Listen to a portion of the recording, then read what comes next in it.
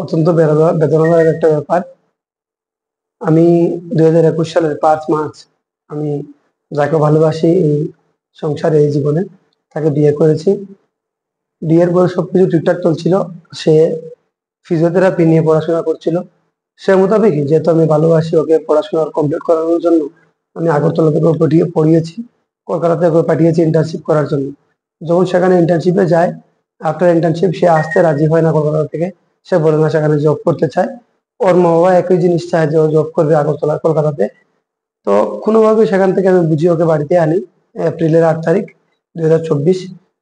সেদিন থেকে প্রত্যেকটা দিন সে কলকাতাতে যাবে, জব করবে। ওর মা বাবার একই ইচ্ছা।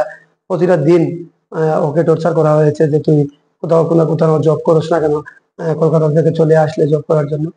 এভাবেই চলতে চলতে জুন মাসে 2024-এর একথা নিয়ে কথা কাটাকাটি হয় ওর সাথে আমার। তারপরে সে বাবার বাড়িতে চলে যায়। সেখানে যাওয়ার পরে 7টা দিন পরে সে কলকাতা চলে যায়। 2024-এর জুন থেকে আজকে অবধি তার সাথে আমার কোনো ধরনের যোগাযোগ নেই, ফোনের মাধ্যমে বা হোয়াটসঅ্যাপ বা ফেসবুকের মাধ্যমে।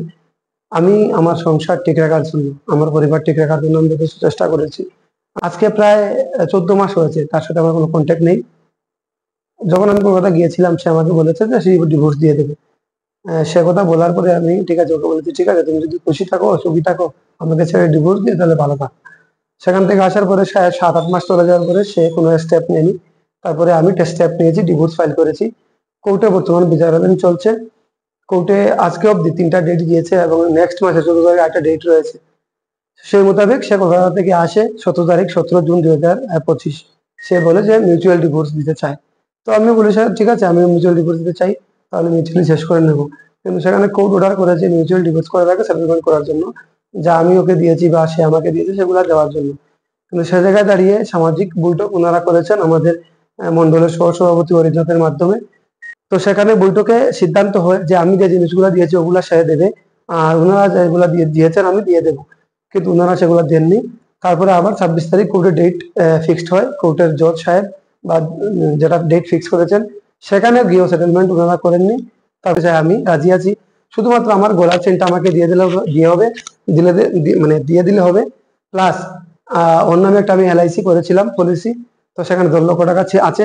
তো আমি বলেছি সেটা আমার দরকার নেই, যে সাবসিডি মানি সেটা দিয়ে দিলেই শেষ হয়ে যাবে, যেটা ওর অ্যাডভোকেট বলেছে বা আমার অ্যাডভোকেট বলেছে।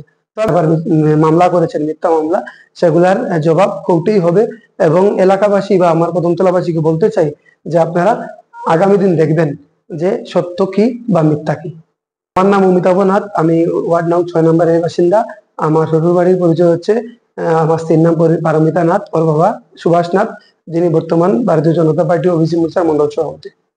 আমার আপ্রাণ চেষ্টা আমি করেছি, আমার ফ্রেন্ড সার্কেল, সামাজিক মাধ্যম বা ওনারা যারা এই দায়িত্বে রয়েছেন আমাদের সমাজে, সবার কাছে নিয়ে গিয়েছি, ওনারা সবাই ব্যর্থ হয়েছেন। সেটা সুব্রতদেব মহোদয় বলুন, বিদ্যা দাস মহোদয় বলুন, মিহির রঞ্জন নাথ বলুন, আমাদের যারা সহকারী সভাপতি ছিলেন বিশ্বজিৎ ঘোষ মহোদয়, প্রাক্তন মন্ডল সভাপতি রাধাধর মহোদয়, সবাই কথা বলেছেন, কিন্তু কাউকে উনি সম্মানও করেননি এবং সহযোগিতা করেন।